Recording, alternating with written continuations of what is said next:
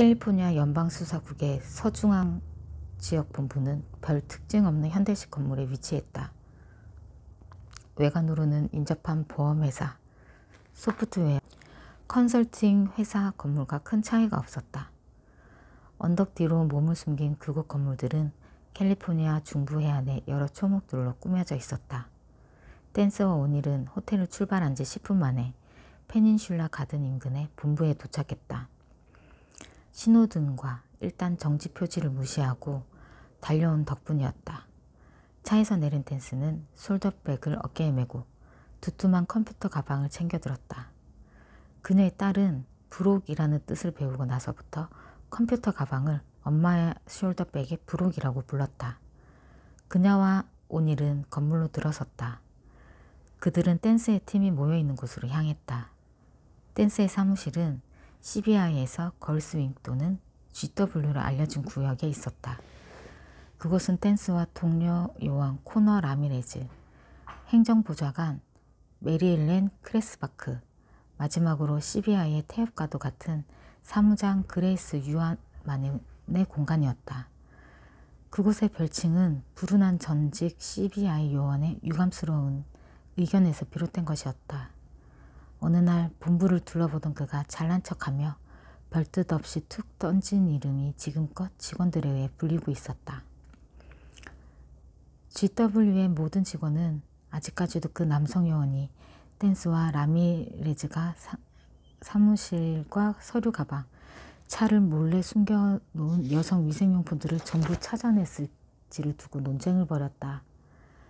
메리 엘렌이 댄스 오닐을 맞아주었다. 언제나 쾌활한 그녀는 CBI에 없어서는 안 될 인물이었다. 그녀는 짙은 마스카라를 칠한 속눈썹 한 번 깜빡이지 않고 가정주부와 행정보좌관의 두 역할을 완벽히 소화해내는 슈퍼우먼이었다. 또한 댄스가 알고 있는 최고의 재판사이기도 했다. 좋은 아침이에요, 메리엘렌. 안녕, 캐트린. 원하는 만큼 가져가요. 댄스는 책상 위 유리병에 가득 담긴 초콜릿칩 쿠키를 내려다보았다. 하지만 손을 뻗지는 않았다. 메리엘렌의 쿠키는 성경에서 죄악이라 불릴 만큼 중독성이 강했다. 오닐은 쿠키의 유혹을 뿌리치지 못했다.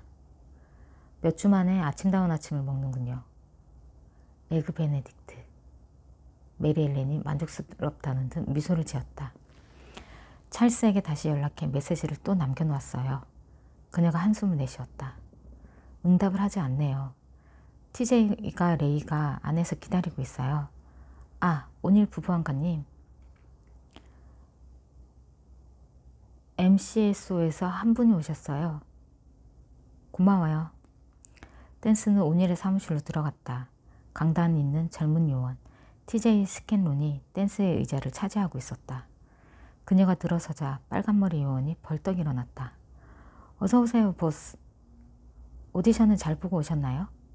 TJ는 증언 조사를 얘기하는 것이었다. 내가 스타였어.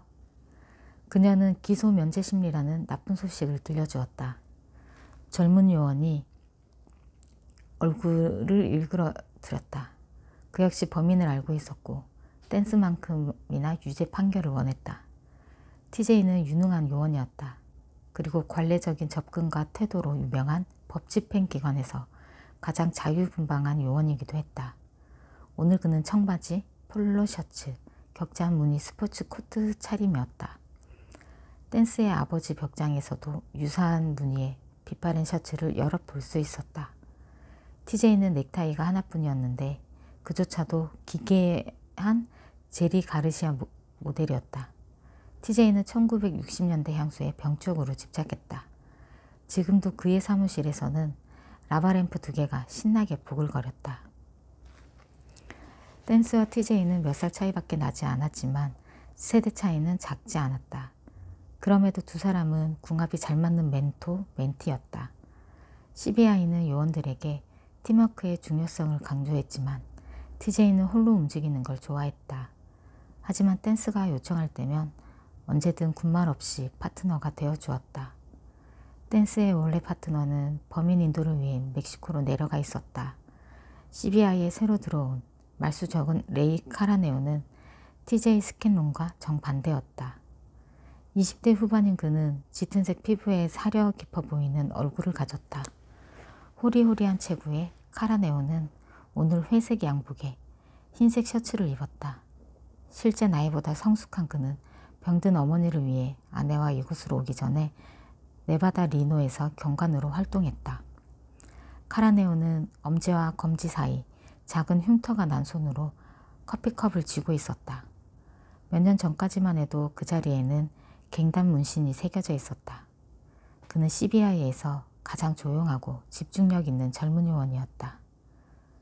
갱단 출신이기 때문인지도 모르겠지만.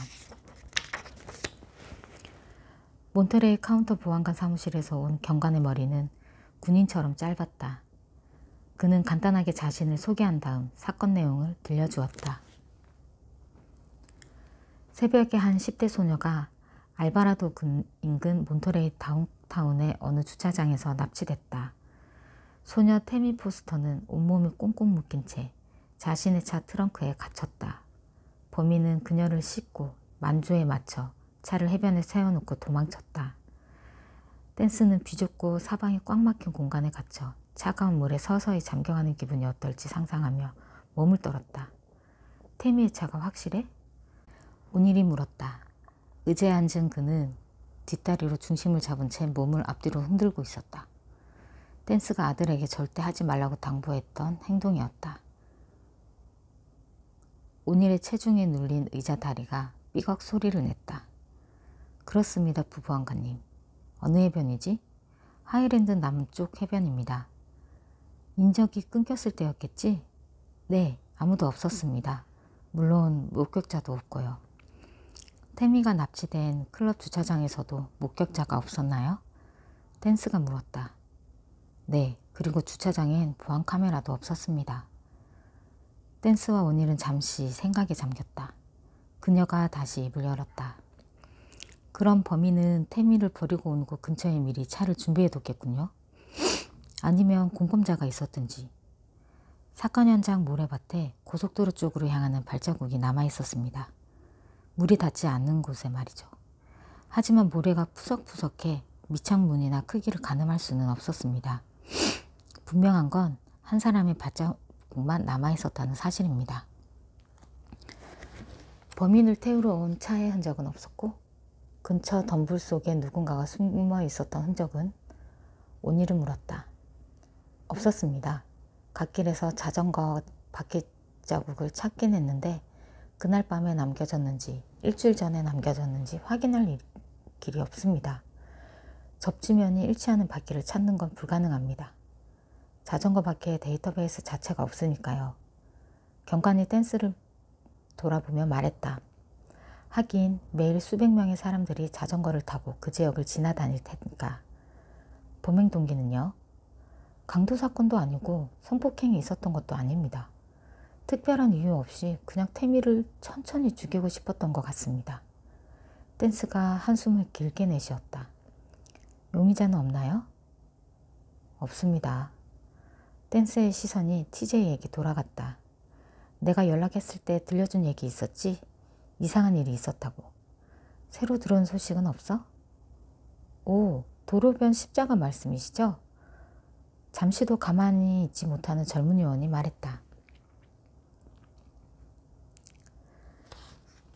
관할구가 넓은 캘리포니아 연방수사국은 오직 조직폭력, 테러리즘의 위협, 심각한 비리, 경제사범과 같은 중범죄만을 맡아 수사한다. 암흑가의 살인사건이 매주 발생하는 지역에서 평범한 살인사건은 별로 주목받지 못한다. 하지만 태미 포스터 사건은 달랐다. 태미가 납치되기 전날 고속도로 순찰차 경관이 1번 고속도로 변에 기념비처럼 꽂혀있는 십자가를 발견했다. 십자가에는 다음 날의 날짜가 적혀 있었고 현장에서 얼마 떨어지지 않은 곳에서 사건 소식을 전해 들은 경관은 범인이 범행을 예고하기 위해 십자가를 꽂아 놓았는지도 모른다고 생각했고 그곳으로 돌아가 십자가를 수거해왔다.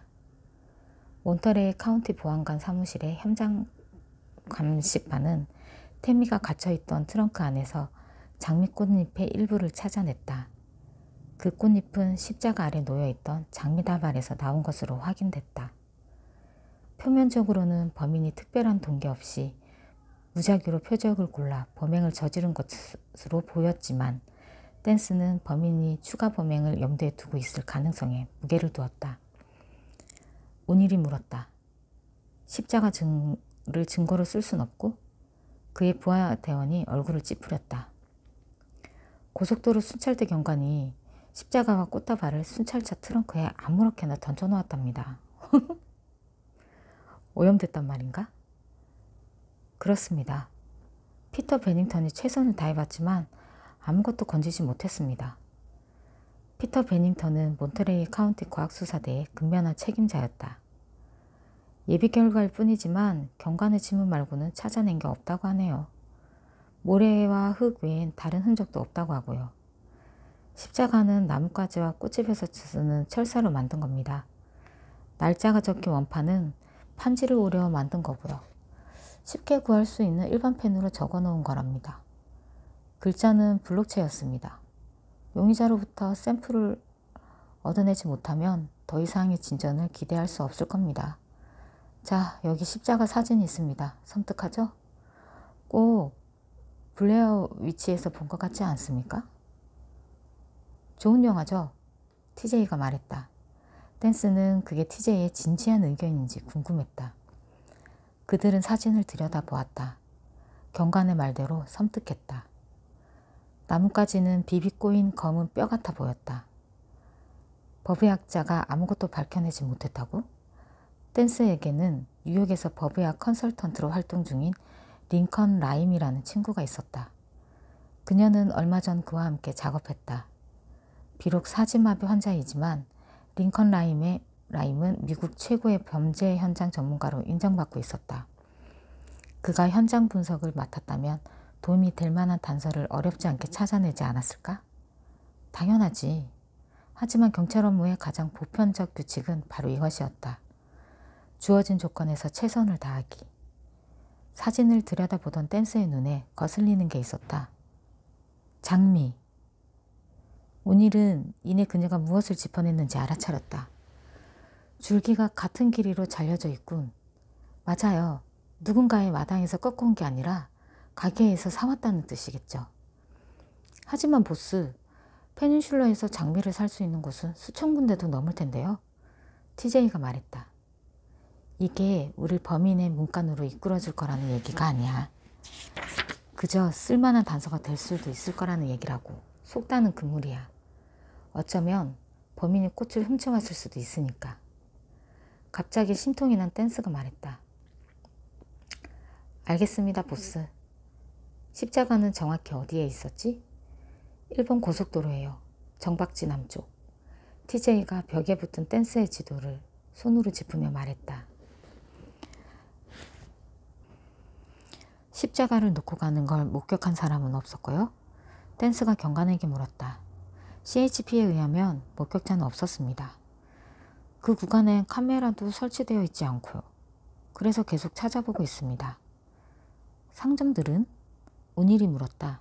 댄스도 같은 질문을 던지려 준비하고 있던 참이었다. 상점이요? 오닐이 지도를 들여다보았다. 고속도로 동쪽 저기 스트릿몰 말이야. 거기엔 보안 카메라가 있을 텐데. 어쩌면 그중 하나가 그 지점을 향하고 있는지도 모르고 차의 제조사와 모델만 알아내도 큰 수확일 거야. TJ, 그걸 알아봐줘. 댄스가 말했다. 알겠습니다, 보스. 그 몰 안에 제가 좋아하는 자바하우스가 있어요. 다행이네. 댄스의 사무실 문간에 그림자가 드리워졌다. 아, 회의 중이었군. 최근에 CBI 지국장으로 임명된 찰스 오버비가 사무실로 들어왔다. 50대 중반인 그는 까무잡잡했다. 서양배 모양의 체구에도 일주일에 몇 번씩 골프와 테니스를 즐기는 스포츠맨이었다. 물론 둘 다 썩 잘한다고는 할 수 없었지만. 그것도 모르고 지금껏 내 사무실에서 기다렸잖아. 댄스는 슬쩍 손목시계를 들여다보는 TJ를 못 본 척했다. 그녀는 오버비가 몇 분 전에도 자신의 사무실에 들이닥쳤었다는 걸 눈치로 알았다. 지국장님, 좋은 아침입니다. 제가 깜빡 잊고 회의 장소를 보고 드리지 않았던 것 같네요. 죄송합니다. 댄스가 말했다. 어서 와요, 마이클. 오버비는 TJ에게도 고개를 끄덕여 아는 척했다. 그는 항상 젊은 요원의 튀는 옷차림을 못마땅해 했다. 댄스는 오버비에게 지금의 회의에 대해 보고했었다. 페닌슐라 가든 호텔을 출발하면서 댄스는 그에게 음성 메시지를 남겨놓았다. 물론 로스앤젤레스에서 있을 기소 면제 심리에 대한 소식도 전했고 메리엘렌 역시 회의에 대해 그에게 보고했다. 하지만 CBI 지국장은 답이 없었다. 댄스는 다시 연락해서 보고하지 않았다. 어차피 그는 전략회의에 관심이 없는 사람이었으니까. 오버비가 이 회의에 참석하지 않기로 결정했다 해도 그녀는 전혀 놀라지 않았을 것이다. 그는 전체적인 상황에 집착하는 타입이었다. 전체적인 상황은 그가 요즘 입버릇처럼 나불거리는 표현이었다. 언젠가 TJ는 그를 찰스 오베브라고 부른 적이 있었다. 그때 댄스는 배가 아파올 정도로 웃느라 정신이 없었다.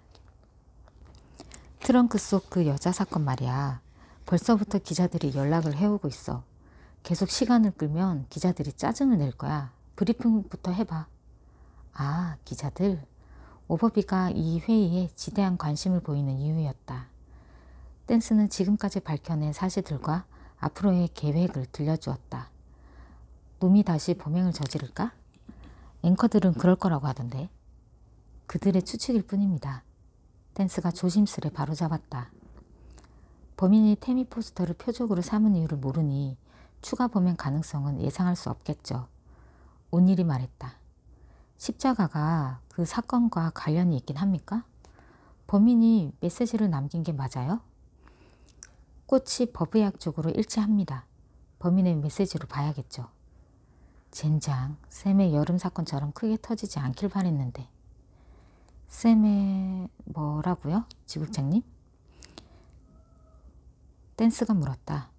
뉴욕을 떠들썩하게 만들었던 사건 있잖아.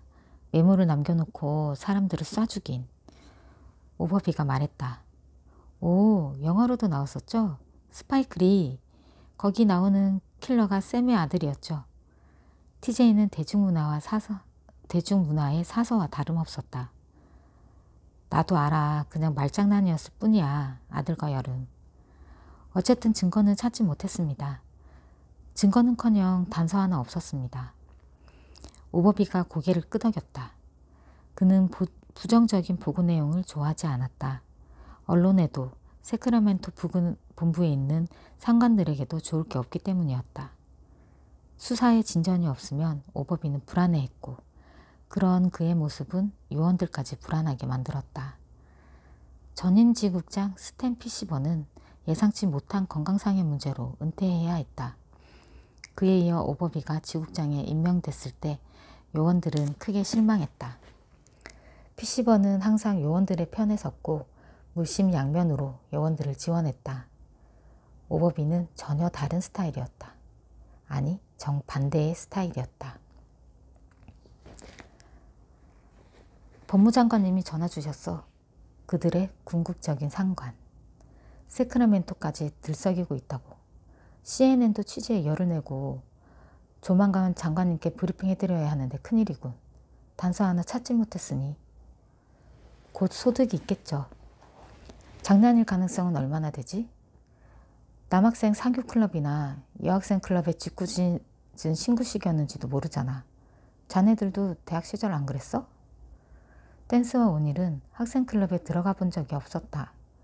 TJ는 분명 아니었을 테고 투잡을 뛰며 야간대학에서 형사행정학을 공부한 레이 카라네오 역시 학생 클럽 근처도 가보지 못했을 것이다. 누군가의 장난으로 보기엔 좀 잔인하지 않습니까? 온일이 말했다. 하지만 일단 가능한 시나리오 중 하나로는 남겨놓겠습니다. 처음부터 공황 상태에 빠지면 좋을 게 없으니까요. 당장 연쇄범행으로 단정 지을 이유도 없고 십자가에 대해 언급할 필요도 없습니다. 몇 주 전 터졌던 펠 사건의 여파도 아직 가시지 않았으니까요. 온일은 눈을 깜빡였다. 그건 그렇고 증언 녹취는 어떻게 됐지? 오버비가 물었다.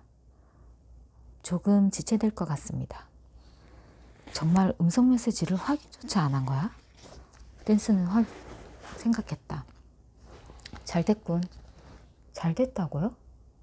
댄스는 여전히 기소 면제 심리에 대해 단단히 화가 나 있었다. 오버비가 눈을 깜빡였다. 덕분에 자네가 도로변 십자가 사건에 집중할 수 있게 됐잖아. 그녀는 갑자기 예포스가 그리워졌다.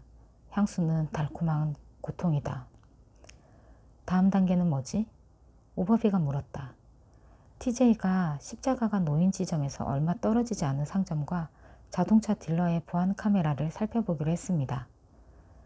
댄스는 카라네오를 돌아보았다. 레이, 태미가 납치된 주차장을 살펴봐 주겠어? 알겠습니다. 마이클,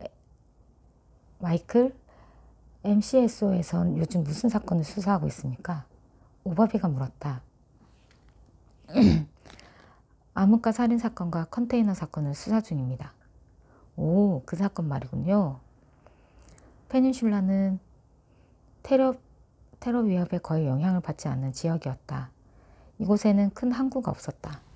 그저 작은 부두만 여럿 있을 뿐이었다.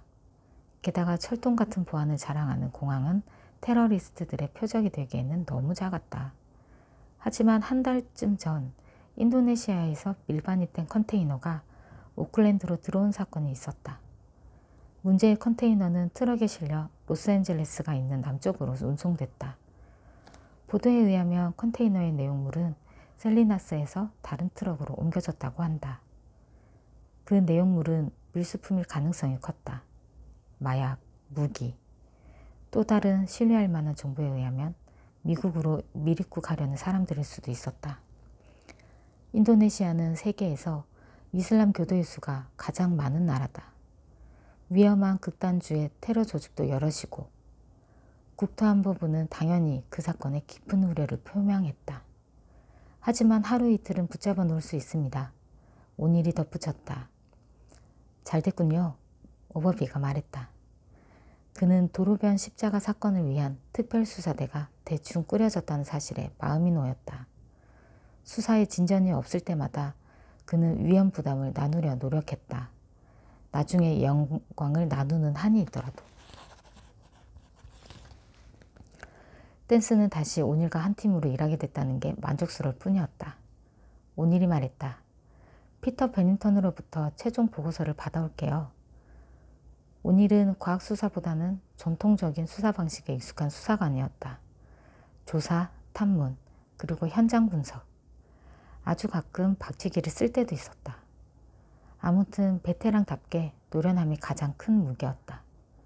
그는 몬터레이 카운티 보안관 사무실 역사상 최고의 체포 기록과 유죄 판결 기록을 자랑했다. 댄스는 손목시계를 들여다보았다. 전 목격자를 만나볼게요. 오버비는 잠시 침묵을 시켰다. 목격자? 목격자가 있다는 얘기는 못 들었는데? 댄스는 그 정보 또한 음성 메시지로 남겨놓았다는 설명을 굳이 하지 않았다. 네, 목격자가 있습니다. 그녀는 솔저백을 어깨에 걸치고 유유히 사무실을 빠져나갔다.